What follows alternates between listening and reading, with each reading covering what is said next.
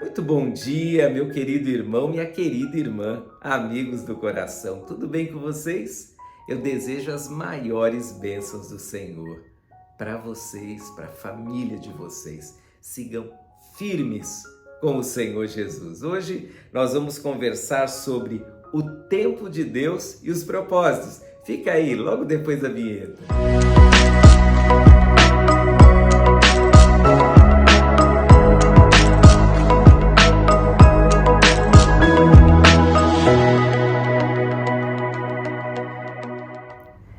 Tempo de Deus e propósitos. Bom, há um verso da palavra de Deus que fala muito sobre isso e eu quero começar por ele. Ele se encontra lá em Eclesiastes, no capítulo 3, o verso 11. Diz assim: Ele, Deus, fez tudo apropriado a seu tempo. Também pôs no coração do homem o anseio pela eternidade. Mesmo assim, ele não consegue compreender inteiramente o que Deus fez. Há 3 partes nesse verso que falam bastante sobre essa relação, os propósitos e o tempo.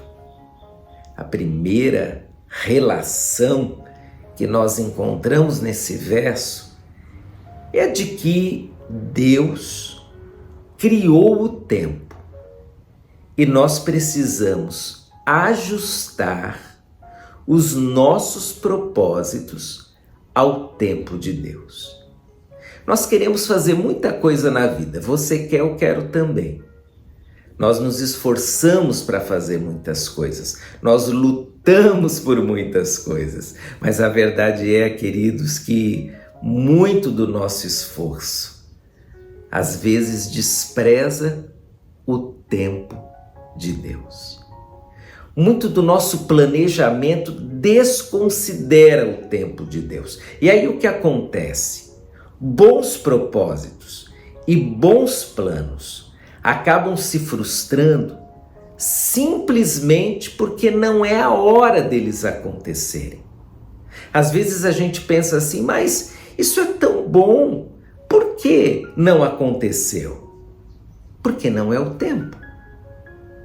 Nós, humanamente falando, fazemos o tempo, mas uma visão espiritual sobre o tempo nos mostrará que é Deus quem está no controle do tempo. Então, talvez o meu esforço esteja sendo jogado fora, porque ainda não é o tempo.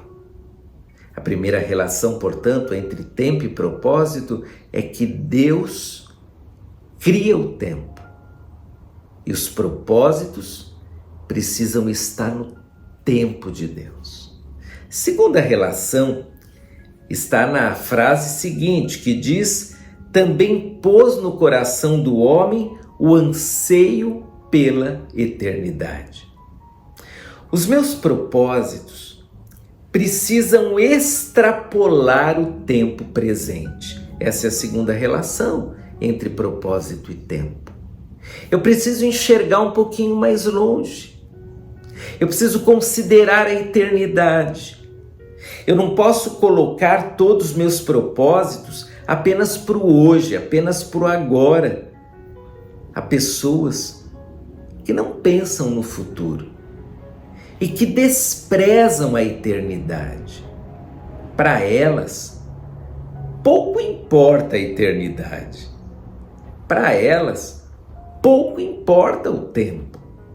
Mas o tempo, de acordo com a criação divina, ele dá sentido aos propósitos. O texto diz que Deus colocou a eternidade no nosso coração. O que isso significa? Que nós temos anseios de futuro. Nós não vivemos apenas o aqui, o hoje, o agora, ou pelo menos não deveríamos viver. Quem vive assim despreza algo muito maior, que é a eternidade. Então, meu querido amigo, irmão, irmã, não despreze a eternidade. Os seus propósitos precisam ser bons não só para hoje, mas também para o futuro. E eles não podem estragar o futuro mais distante, que é exatamente a eternidade com Deus. A terceira relação entre propósitos e tempo está na última frase do verso que diz: mesmo assim, ele não consegue compreender inteiramente o que Deus fez. Nós nunca entenderemos totalmente o tempo. Essa relação propósitos e tempo sempre nos trará surpresas, sempre nos trará incógnitas. Nós sempre ficaremos assustados com algumas coisas e perguntaremos por quê? E não haverá resposta. Nós não conseguiremos entender, porque simplesmente muitas coisas vão além da nossa capacidade de lidar com o tempo. Nós lidamos com o tempo a partir da nossa visão de Deus. Quanto mais você crê e mais você se aprofunda na palavra de Deus, mais você lidará com o tempo de uma forma, eu diria, perfeita. Não no padrão da perfeição, mas na busca da perfeição. Deus tem planos dentro do tempo. Considere o tempo de Deus e você vai ser mais feliz. Deus te abençoe. Tchau, tchau.